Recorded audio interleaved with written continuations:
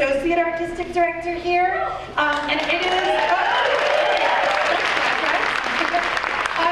is my great honor to welcome you locally, people that are here nationally, to the 42nd Humana Festival of New American Plays.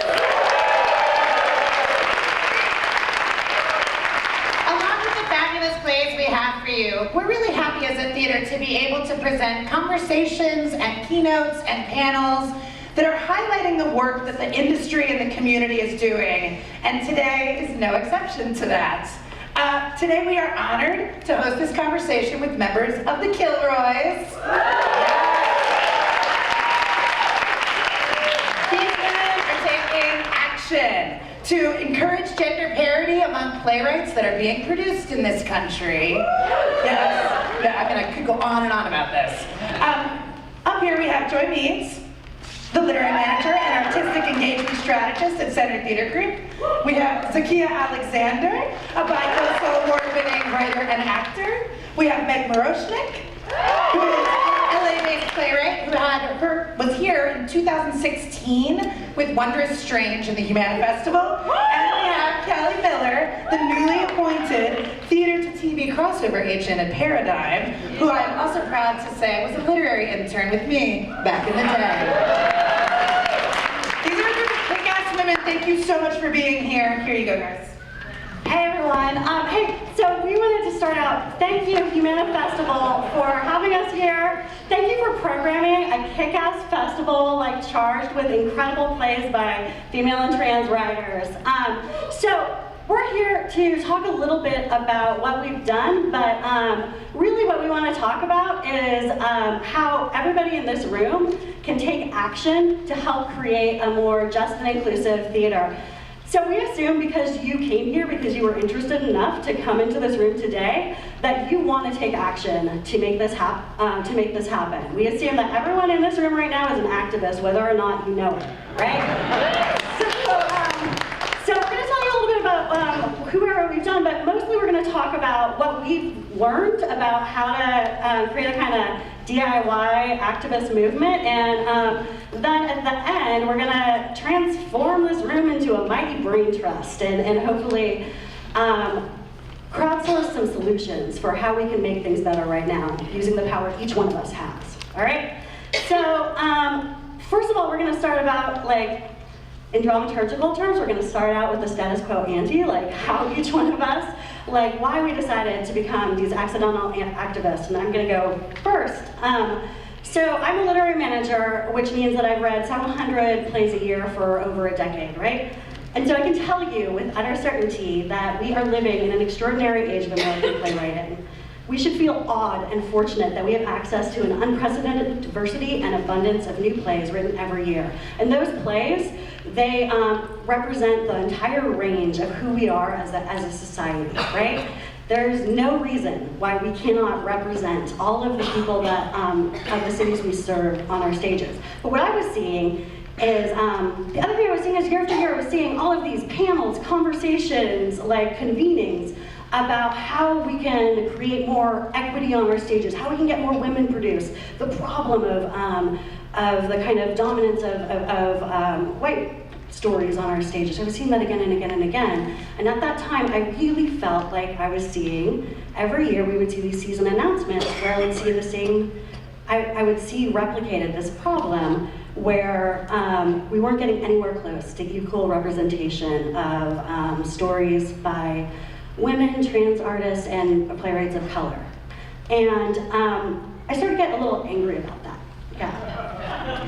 And it's not just because I feel like I have a responsibility to a generation of incredible playwrights whose plays deserve to be experienced and produced, although that's absolutely true, but it's also because the images that we present helps to shape our societal assumptions about the possibility and potential within each one of us, right?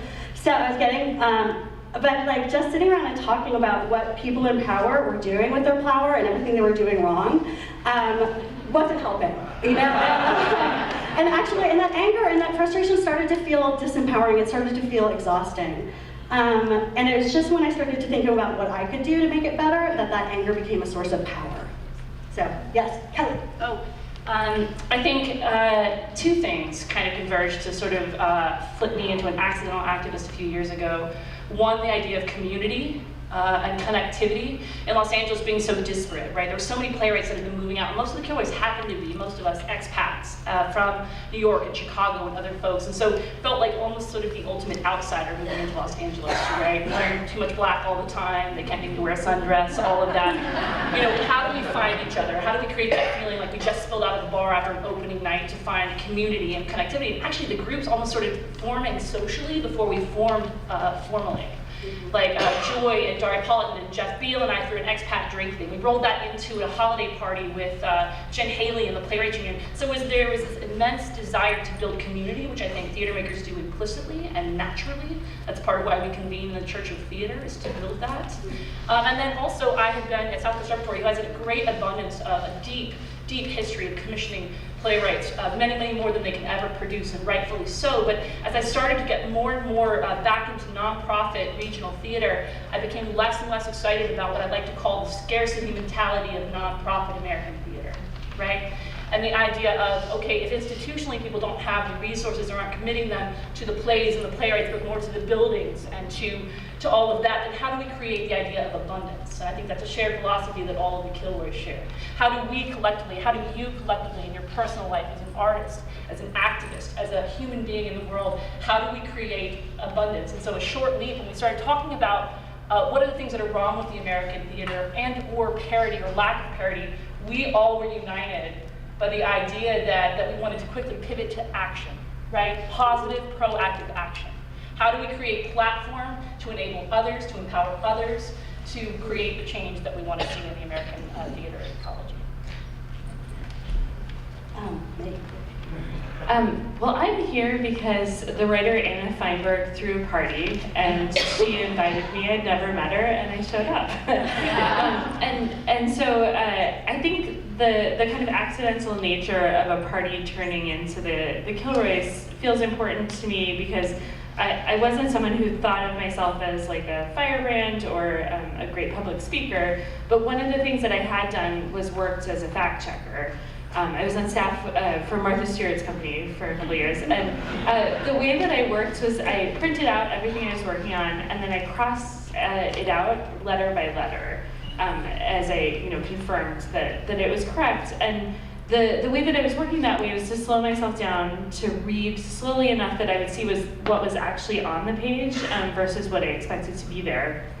And I mention this because this is actually something, one of the things that I've done quite a lot of for the Kilroys is, we're dealing with like thousands of playwright names and play titles, and so sort of literally taking the time and attention to make sure that those are correct felt like, what kind of honor is it if we get your name wrong? But also because I think it speaks to like the kind of ethos that we built about not focusing on the things that we didn't have, but like trying to work with the skills and people that we did have. And so, I have this like invisible small thing that I've done for money over the years that actually turned out to be useful at times. And I think I also mention it because Joy had pointed out a couple of years ago that it turns out to be kind of a metaphor for the larger work we were trying to do, which is to make unconscious biases conscious processes. So to call your attention to what is actually there and to ask ourselves to imagine what could be there. So I guess, yeah. I started writing plays at a really young age. My first play I wrote when I was 16 for the Young Playwrights Festival.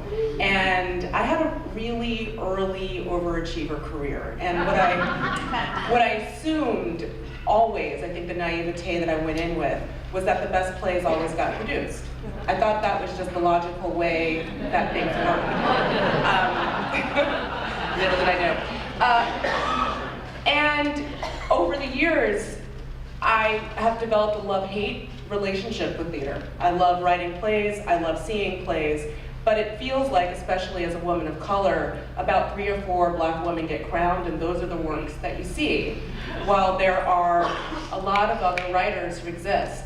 And it feels like that, I could say probably for everyone, that there's just a few people working. I always say there's 16 people who work all the time, and everybody else is a volunteer. Philanthropist, perhaps. I always feel like my life should be a tax write-off. So my love-hate relationship was, I knew, having been in residencies like New Dramatists and Youngblood, that there were a plethora of writers who exist who are writing powerful, strong, producible plays that might never see the light of day. And as a woman, this felt, you know, double or tripled, and as a woman of color, this felt even more amplified, which is sort of what led me to television. I kind of came here always with sort of a little animosity towards what American theater had sort of become. And I think I became a part of the Kilroys because I wanted to amplify the names of the women that I knew existed, that hadn't been given the light of day. And this list, and working with the Kilroys, was one way to make sure that people who had been unseen were seen. So, as Meg said, the Kilroys started when a conversation at Anna Feinberg's house brewing party just got a little out of hand. And we decided that we were done talking about gender parity and were ready to take action. And we focused on one specific aspect of the larger problem, something where we had a theory of what the problem was and what we could do to affect it. And I will say, like, one thing we said early on is, like, we never, when the question came up about why plays by female and trans writers aren't being produced, we just never again wanted to hear one of two answers, right? We never wanted to hear that the plays aren't there, because that's a lie, and we never wanted to hear, oh, we just produced the best play. And I think that people, I don't think, everybody's well-intentioned, I think that people who say that really believe it, right? But there's an unconscious bias buried in that statement, right? Which is, if year after year you're producing plays by, you know, white men, and you're saying you just do the best plays, well then the unconscious bias in that statement is that the best plays are written by white men, right? And that's what you believe. And we knew that that wasn't true. So we wanted to demonstrate that to the field. So. Yeah. I'm going to talk a little bit about just the nuts and bolts of the list itself. We started working on it in the fall of 2013, and then rolled it out in the summer of 2014. And I want to give a shout out to Franklin Leonard in LA. Some of you may know about his Blacklist, which was formative in the field. About over a decade now, he started a list where he was basically the same kind of simple but profound idea. And this list was directly inspired by Franklin and Blacklist. In fact, we were in conversation with him as we were working on it, and have hung out with him since. Basically, he asked all industry executives to for their favorite unproduced screenplays. Things like Argo, King's Speech, which has since gone on to win so many awards. That was sort of one of the baseline ideas of the methodology of the list itself. So the first year, we all, 13 of us, went out to over 330 industry folks, right? Artistic directors, associate ADs, directors, actors, dramaturgs, and asked them to please recommend their favorite 3 to 5 new plays, unproduced or underproduced, to note, so we didn't want to feed into premiere-itis, right? Because which plays by female and trans writers deserve not only that first production, but the second and the third and the fourth, right? We asked, and we didn't know what we were going to get back, right? Are we going to get all 50 the same plays nominated and like 50 votes for the thing that was just the New York Times like beloved hit, you know, the thing that was just produced? We got the abundance, the sheer abundance of the numbers that came back to us were inspiring and empowering. We got over 330 plays nominated that first year. We decided, for ease of trying to parse the list, to cut it off by a certain vote count. So if you go and if you're a wonk like me and you want to go to the website and search it all, please do, because it's just more advocacy for all of the playwrights. We capped it at 46 that first year, but we decided in solidarity with every single playwright nominated that with their permission we would publish the entire list of everything nominated. Right, and so a number of places, publishing companies, advocates, actually I heard from many playwrights that people kept asking for everything, every single play. Sam French, I think, called in from that list. You could also see that writers like Lauren Gunderson, who's extremely prolific, had like 5 or 6 plays battling it out, right, that were around the country, and allowed, I think, also a lot of industry professionals to make sure they had sort of everything that they could call in. And I just want to say a note too about the idea of how the idea itself is implicitly viral, and I think we'll touch on this a little bit later too, because there's so many folks that you're asking to participate, right? So many nominators, so many writers, so many people that have buy-in, passionate artistic buy-in, who help sort of push the list out. And again, it's not about any one single writer, but about this collective mass of phenomenal work. So the first year between the 13 of us, all it took was a little under $200, some potluck snacks, and a whole lot of elbow grease, right? Anyone can do this. And we published this list. It got press coverage on 3 continents the first year. It got resulted in playwrights actually getting productions, getting agents, reading series in 4 different American cities. It had a big impact. So what we want to do is we want to orient towards action. We want to, like, say, not get so fixed on the roadblocks in our way that we miss the end run we can take on the side, right? We really believe in MacGyvering our own success, right? Inventing our way forward. So we're going to share some strategies that we found that we hope that you will use in your own activism. So the thing about being raised in American theater, and I went to a fancy MFA program, is it sort of teaches, I will speak for playwrights, to be passive. We're all waiting for someone else to like us, to produce us, to validate us, to say you are worthy enough to come to our festival or to be seen on our stages. And I really feel like most of my career has been waiting, for better or worse, for a white male artistic director to say, we like your work and we would like to produce it. And that really puts us all in a powerless position that is untrue. I think we've been raised in a culture to sort of sit back and wait. And we knew that we could do something else. And what that really meant is we had to say, there is power.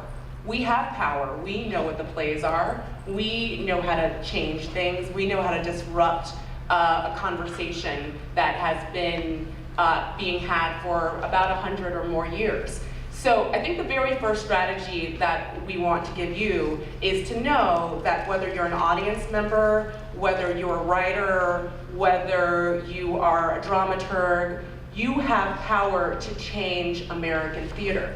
And that might be big steps or small steps. But the very first step is to acknowledge the fact that you can shift things.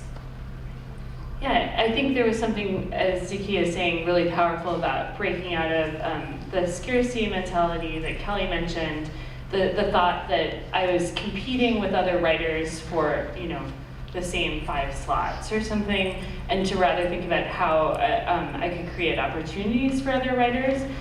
It was a really meaningful moment. Like the second year of the list, I contacted the playwrights who had been nominated, and getting back these sort of like tearful acceptance speeches, as people were saying, oh, this is like an honor they had always wanted, and it was like this 2-year-old thing that we'd like made up in our living room. So like,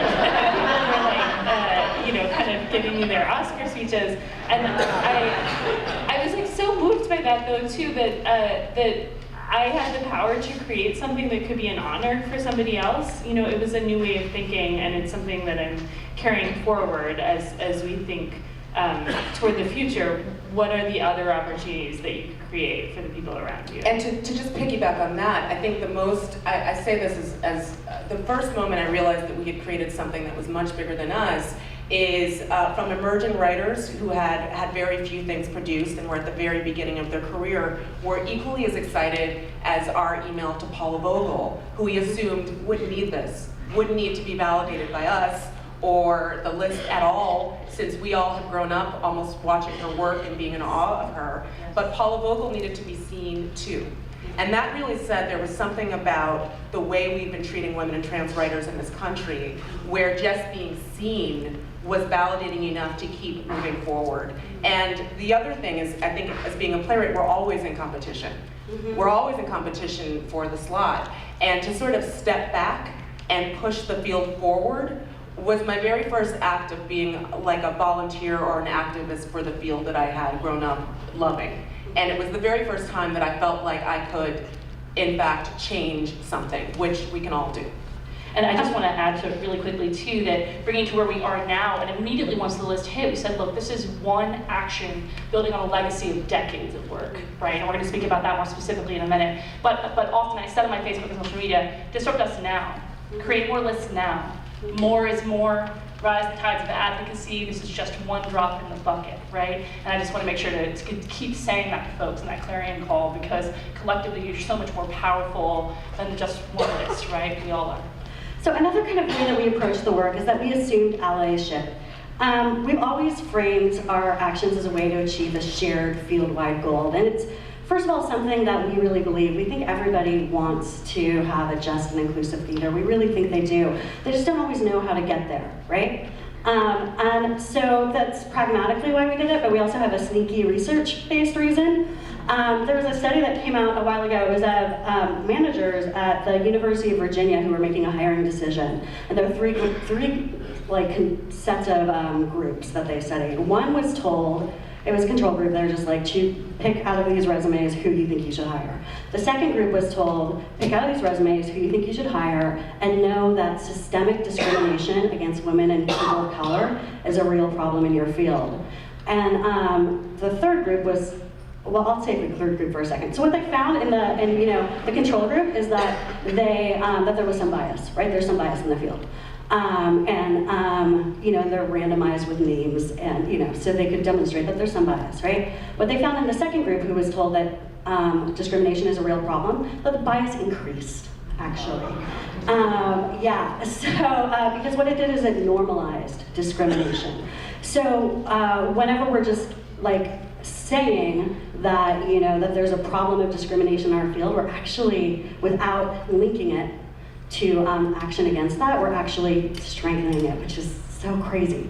The third group, you guys, they said, bias is a real problem in your field, and most people are trying to do something about that. And what they found in that group is that the bias actually disappeared, right? So your mom was not wrong. Peer pressure is a powerful thing.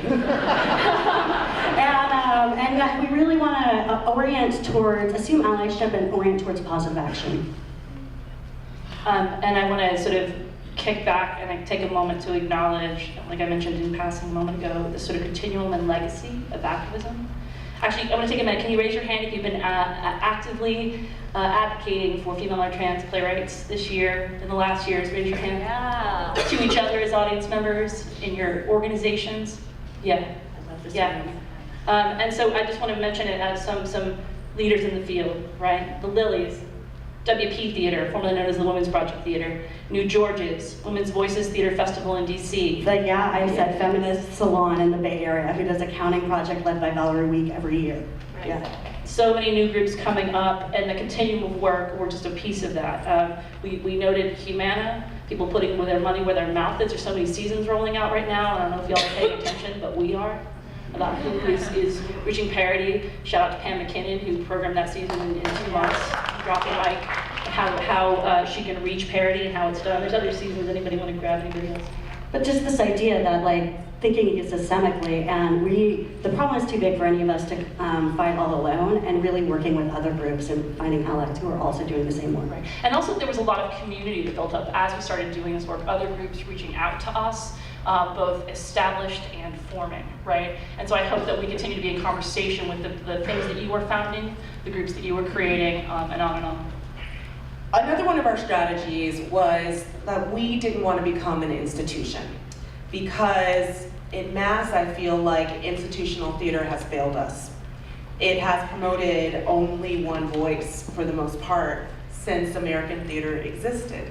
So what we wanted to do for our group was to not become a fully funded, grant-loving organization that relied on a website, that had a regular fundraiser, that made promises that maybe they can't actually back up. I think we've all been to several roundtables that have happened from institutionalized theaters, where they ask, what should we do? How can we change the problem?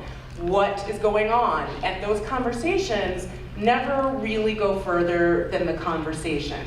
So it seems like we all know what the issue is, and yet no further action was taken. So our specific goal for this group was to be a little bit more covert. We started off calling ourselves a gang, and it's not so far from the truth. We believe in doing action and not speaking first about it.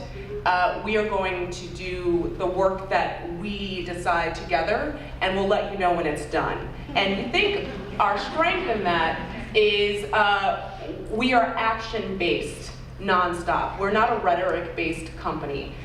We only have one goal, and that's parity. It's a very small, manageable, conversational goal. And our plan is to do exactly what we say, and to do it first before we say it. Another strategy that we used was just leveraging all of our collective relationships. I think it was especially important that both Joy and Kelly were inside institutions when we started, and that they had been in rooms that Zakiyyah and I are not in, so they've heard conversations about, how programming actually happens, and to sort of use the trust and credibility that they particularly had built up over the course of their careers, and then just to reach out as playwrights. Most of us were familiar with each other's work, but we actually weren't all friends, which I think in a way worked to our advantage because we had slightly different groups that we could reach, and using sort of cashing in on some of those connections was a huge part of making the ask for the first year of the list. And another thing was just, like, this is a really concrete thing that's stuck in my head, is a way to kind of, Marissa Wegerson, who's one of the writers in the group, was working on a TV show about mind control when we were first planning the list, and so she was doing really specific research, so it was quite helpful.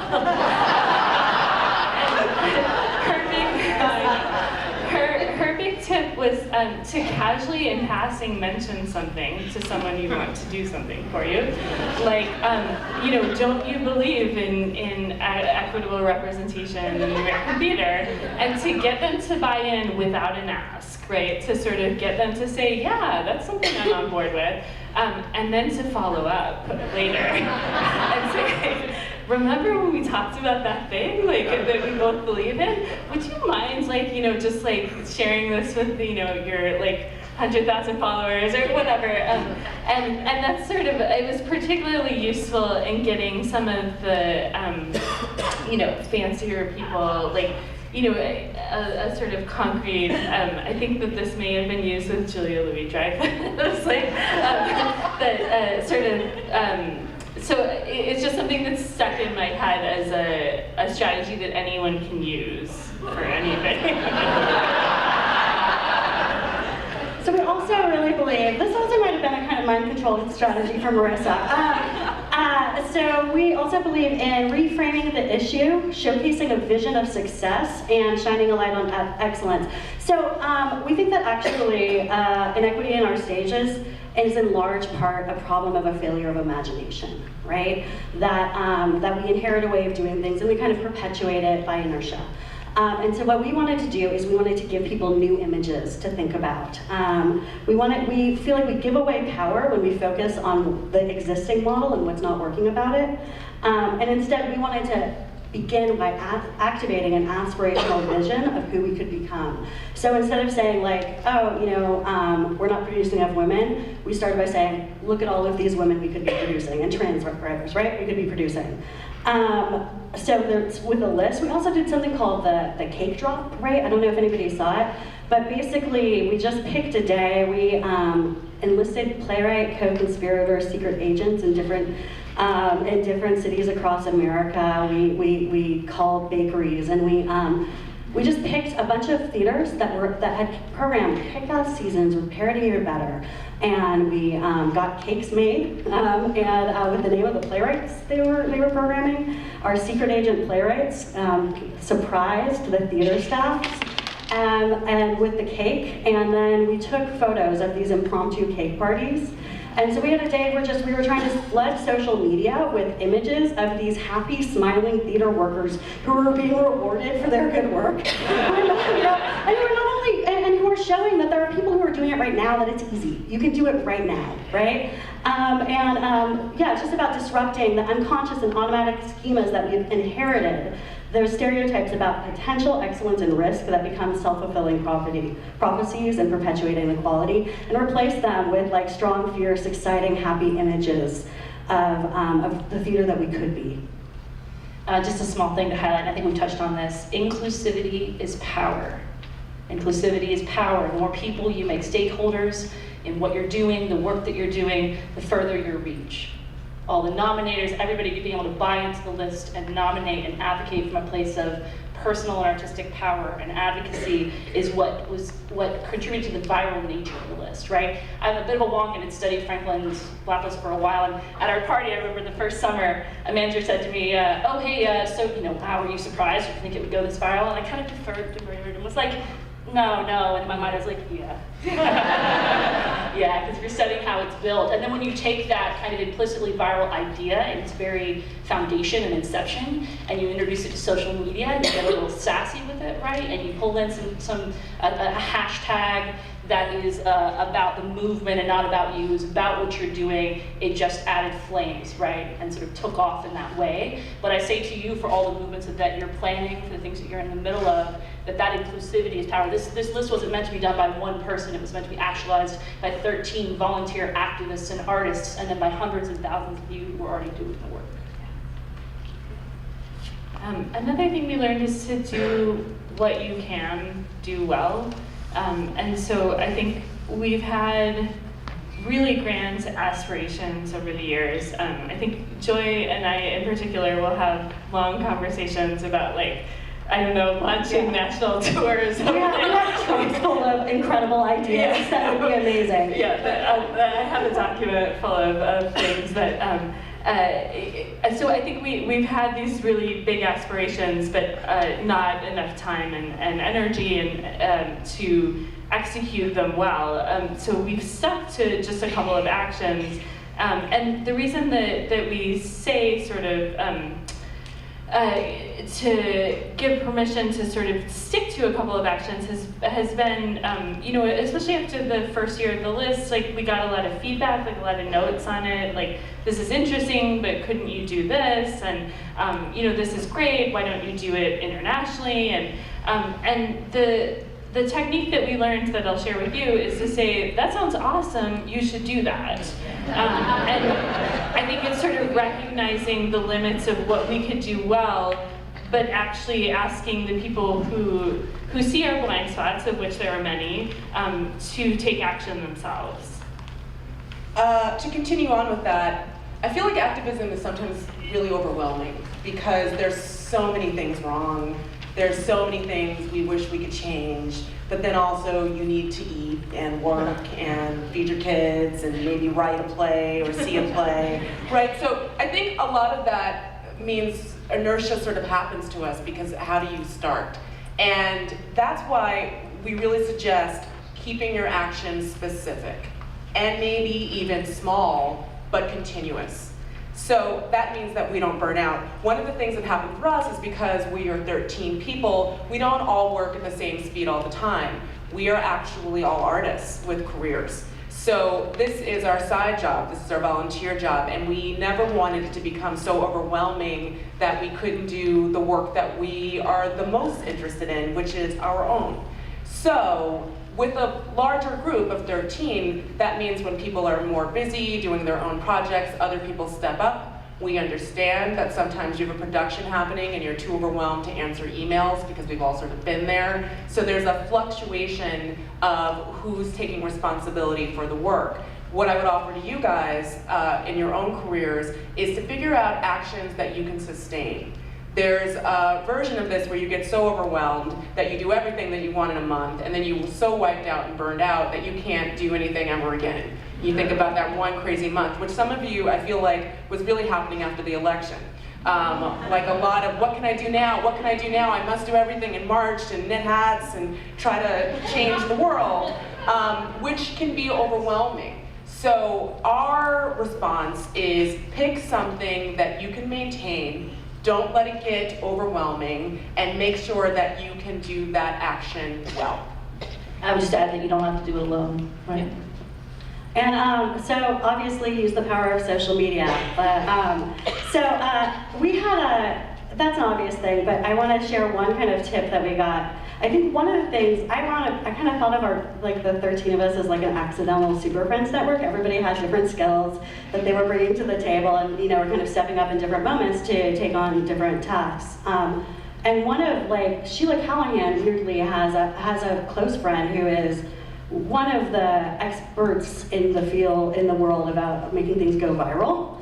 And so that person talked to us on the phone for a little while early on and gave this advice. They said, when we were thinking about what our hashtag is going to be, they're like, you know what you want to do is you want everybody who's using your hashtag to feel not like they're publicizing you, but actually that they're taking an action on behalf of the larger movement. So she said it would be a mistake to have our hashtag be hashtag the Kilroys, right? Because ultimately it's not about us, it's about the issue. And so we chose the hashtag parity raid, which actually was one idea we had for a name for the group at one point, but it became a hashtag. So yeah, the idea of activating people and making them feel like they are taking action to be part of the movement. So those are just some of the strategies we have. We want to talk a little bit about the future, and then we want to transform all y'all into a brain trust. So yeah.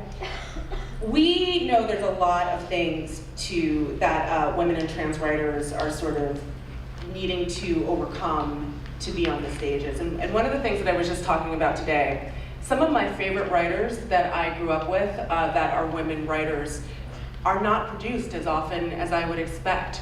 Women with large bodies of work who have been writing for years.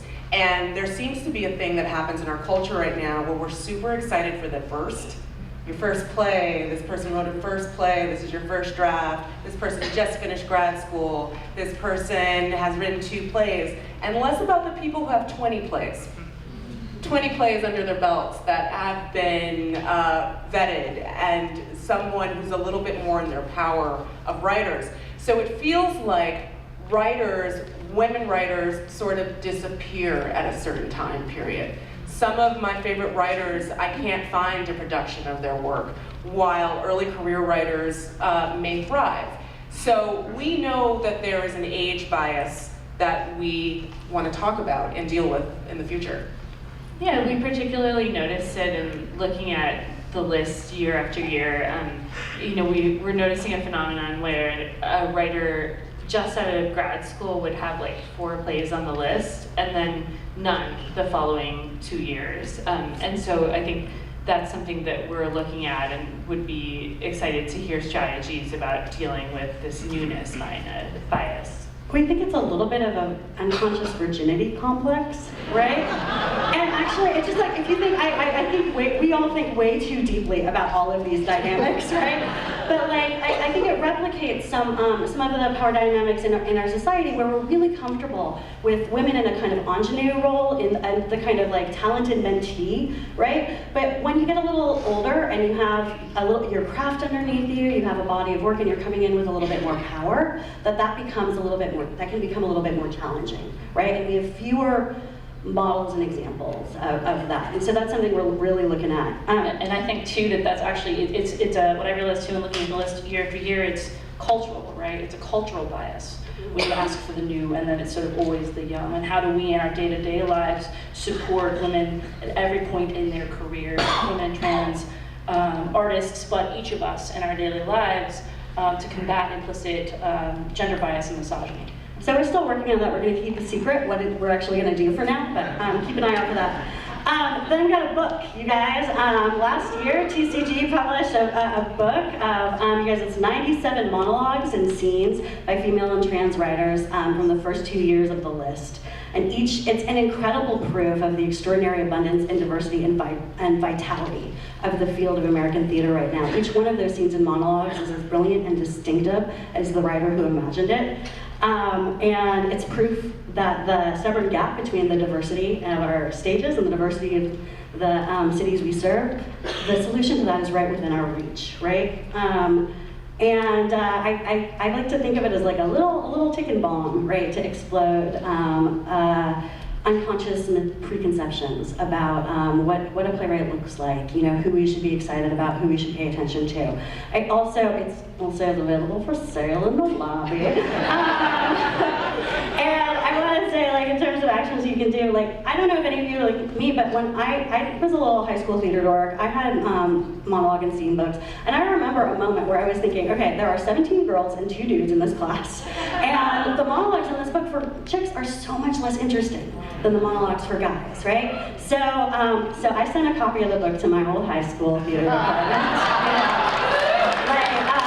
Seriously, we don't get personally enriched by any of this, but I'm really excited about what it's going to mean for like the kids that are coming up to have access to that. That's exciting to me. And I just want to, yes, and one of the things I was so excited about after year 1, year 2 was the many students and directors, student directors. I feel like the list cut into in a way I didn't expect through institutional size bias, sort of theater class bias, and allowed young artists coming up to reach out directly, build community with writers, to tweet at Zakiyyah, to tweet at Meg, to be in conversation with their heroes. Because if you think about the traditional model, people had to wait for things to hit the New York Times or to be reviewed and then to be published, right? And they didn't have an end to the industry. And this is about cutting through that and empowering those generations of folks coming up. And I know a lot of students who come to me and say, we've been really in conversation with our faculty about the lack of parity in our season, right, in the universities. And to sort of piggyback on that, I was a professor for years at Bard College, and one of my students once asked me with a straight face,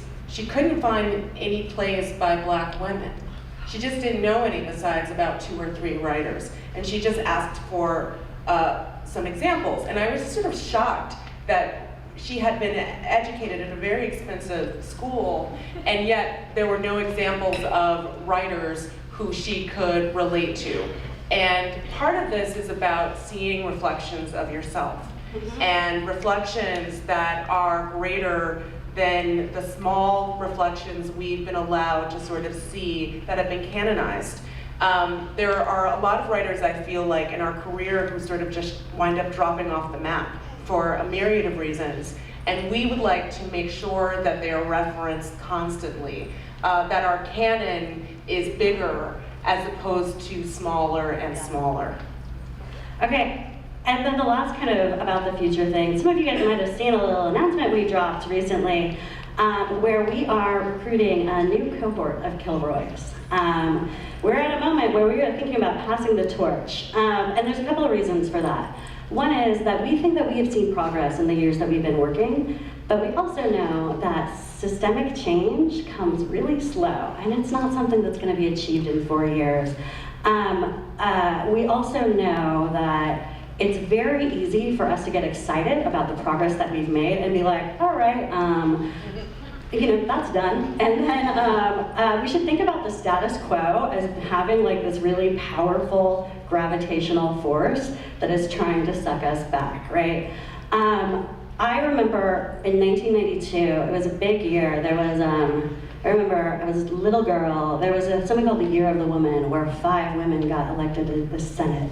We're gonna have 5 women who were senators, and everybody was like, "Oh my gosh, everything's changing. Women are gonna take over, right? Look at all this progress, right?"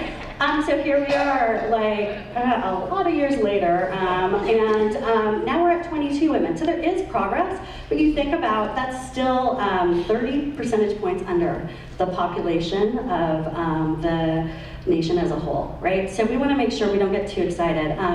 The other thing is about being disruptive, right? That we want to make sure that we don't recede into the background. So we want to recapture attention, and we think this is a good time to bring in a new group of folks who will have their own ideas and passionate initiatives that they want to see realized, who can recapture attention, renew the conversation, mix things up, and keep us moving forward. Just to yes and that, we've been in long-term energized conversations with a lot of young artists and activists. And I remember being at Kennedy Center a couple summers ago, and like, you know, and I kind of threw off, I was like, we've been in deep conversation about continuum and even just the future of the group in ways, in an ongoing way, in a deep way. And I just said to a couple of women I was having coffee with, oh, you know, who knows, maybe we'll sort of blow it up and blow kisses and throw some glitter and we'll be out in a couple of years. And they were like, oh God, no, like please don't end it, like give it to us, right? And so the idea of continuum, also because the work that we've done and some of the systems that we've built, we don't want those to die, we want to pass them on and make sure. And we, again, going back to disruption, we're excited for the ways that people will take what we've started and improve upon it, do it better, disrupt it, the continuum of the next and the next thinkers. And part of also how I thought of this group is a bit of a think tank, right? And many of you joined us in that conversation and the action, but bring it. It's time for the next class. And our goal is to not become an institution. Yes. We don't want you to rely on us 13 as the activists that you put your support behind, but instead rely on our activist message. And we think that as many passing this torch will allow this to be fresh continuously, for it to be surprising continuously, and for us not to get stale and boring, and another institution having yet another discussion of how we can affect change. So there's an application on our website right now. We are asking for folks who are based in LA. We can have talk over drinks about all of the reasons for that, but we encourage anybody who's interested and excited to go to the website and apply. Or find other people. And yeah. Say, listen, I think you would be great as a Kilroy. Urge them to apply, because our network is now greater because you guys are in the room with us. So if there's someone you know who you think, you'd be an amazing Kilroy and you're moving to LA or you've been in LA, tell them about this moment. Pass along our website. There's actually research about that most of the women who run for Congress or for office, because somebody has told them, hey, you should run for office, right? So anyway, be that. And I wanted to add too, I do think that you can be other places, but if you're in LA enough, right? If you're a little bit bi-coastal, I just want to open that up as well, that it's not just you have to be there full time.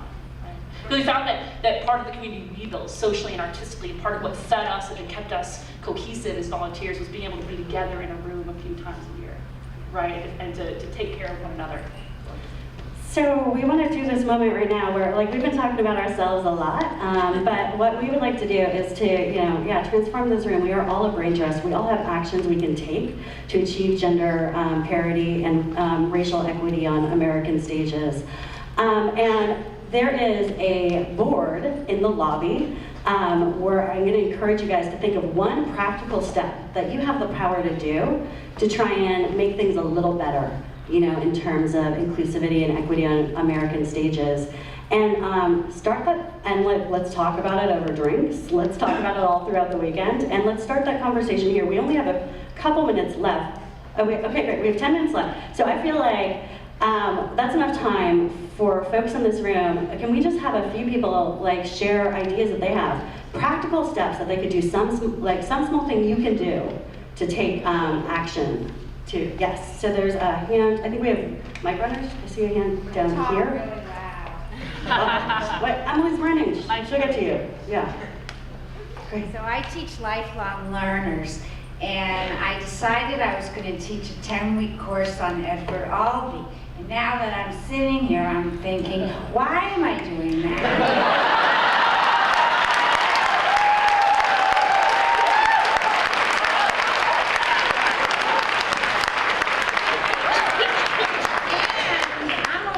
Playwright and performer, so the institutional bias or the systemic bias is beyond belief. Everything, I love that. What's something you can do? I'm sorry, I see it right here, yeah. I don't know if I need a mic. My name is Maureen McKenna. I'm the artistic director of a theater in Santa Fe, New Mexico. I have something I've been doing with new plays that are sent to me. It's a little controversial. If there's a phone number for the playwright, I call them. If there's an email address, I email them and I say, I turn to the list of characters and I see you have 5 men and 2 women in your play. And one woman has one scene and the other one is a chambermaid. Women are 50% of the population. I want to see that on my stage. I love it. So it can be really unpleasant. You have to be totally up for it. I've taken a lot of the piece, but I've also had a lot of really interesting conversations with playwrights. No one has come back to me yet with a play where they looked at the 3 brothers and said, maybe one could be a sister, maybe one could, I always say to them, can I cast a woman in one of those roles? Can I put a trans man in there? Help me, because you can write, and I want to encourage the new writer, but I also will say, this is not a feminist statement, this is a human statement, and that's what I want to see on my stage. So anyway, it's an idea, you can try it. And that's you're making it visible. It's the thing that makes sad. We see what we expect to see, and so you're helping them see what's really there, right? That's so great. Other hands, other thoughts. Yes.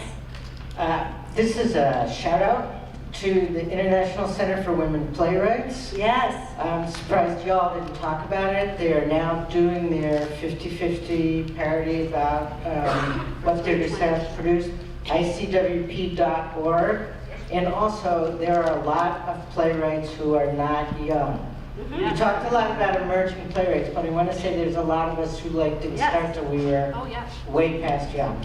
So pay attention. We still have brains and politics. Oh, there's a hand over there. Yeah, right. Yes.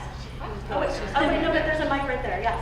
You and then you. Yes. So I graduated from a BFA program in 2016, and I think there's a large problem in professional training programs, whether it be undergrad or however you get that, of kind of a reset happening.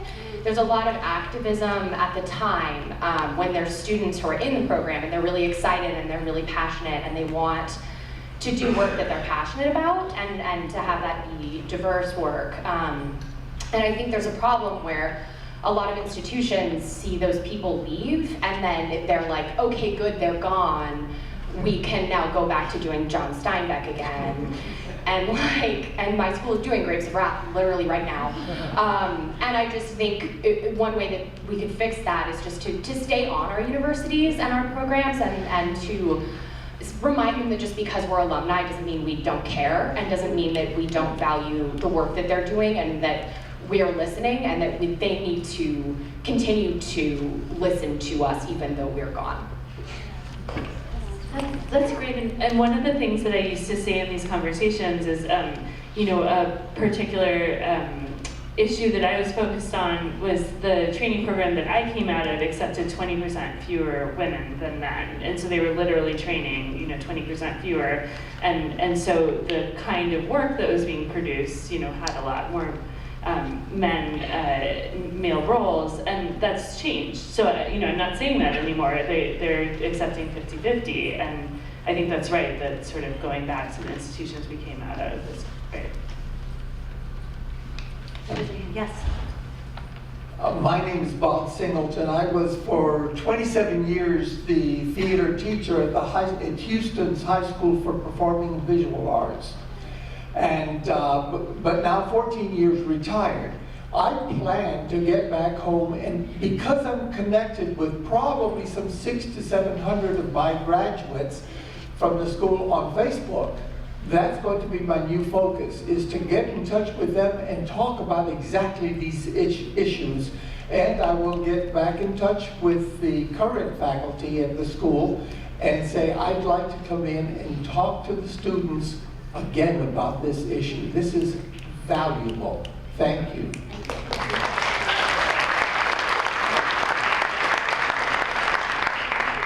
Somebody back there, is there a mic that you should? Hi, my name is AJ. I'm a casting director in Chicago.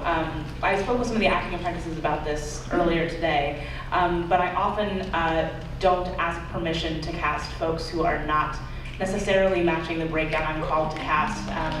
I'd rather show you something different and then have you decide that you love it and then cast it. We never have to talk about it, and look, there you found somebody new. But I was thinking, just inspired by people's ideas, something new that occurs to me that I could do, I think, which I will try to do, maybe I see Enjoy here, maybe we'll do it together, is I would love to teach a couple of free courses to some actors who potentially have not had the reps that they deserve.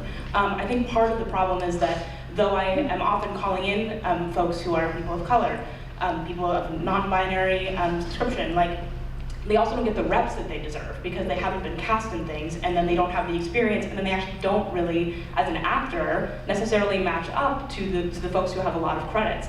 And though I want to cast them, I can't, because I can't make a perfect argument to why they're a better actor than the other person. And I'd love to be teaching some free courses to those folks to help them get some more reps.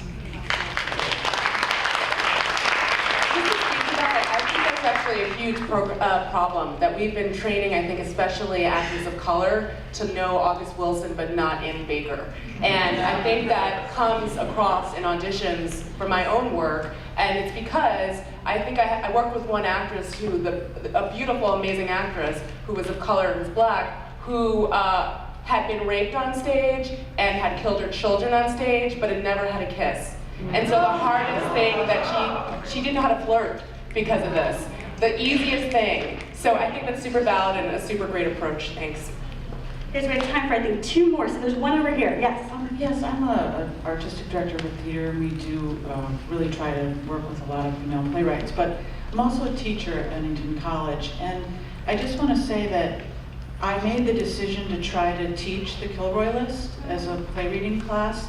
And I thought it was going to be so hard to find the plays because many of them are not published.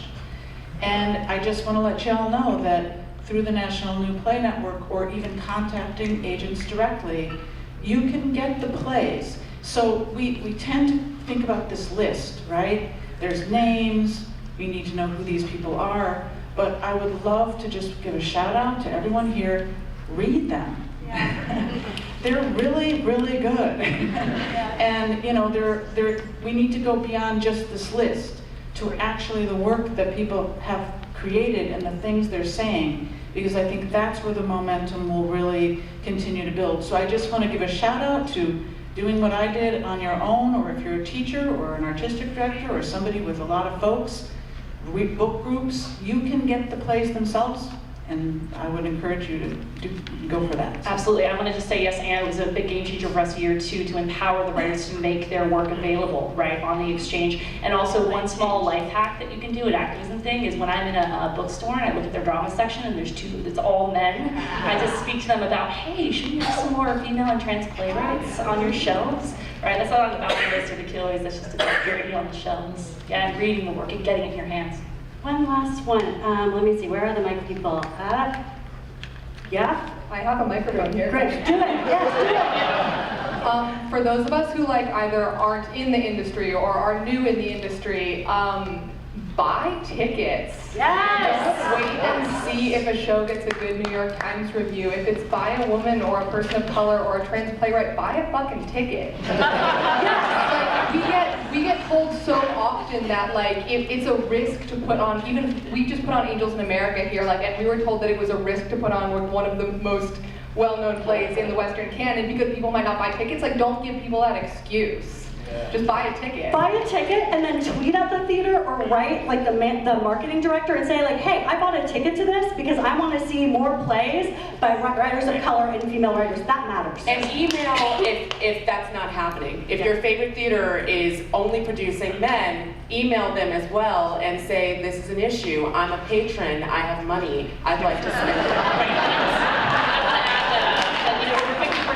And other people who are statisticians can enumerate on this, but over 50% of ticket buyers are women, and parity sticks, depending on what you're looking, between 21%, 24%, in some places, Chicago, New York, sometimes 30 plus. And I want to give a shout out to the Lilies and the Dramatists Guild and the Count, right, which is a new version is coming up, and they've been doing the work to quantify the progress, and a new one will be coming up soon. And we want to continue this conversation outside of this room. Feel free to talk with us this entire weekend. We're here, we're at your disposal. We're ready to talk about it. If you have any ideas, if you'd like our help, if you'd like to brainstorm with us, if you'd like us to support you in any way, let us know. Also, we want you to write more ideas outside on the board. But mostly, let's continue this not just for the weekend, but into the future.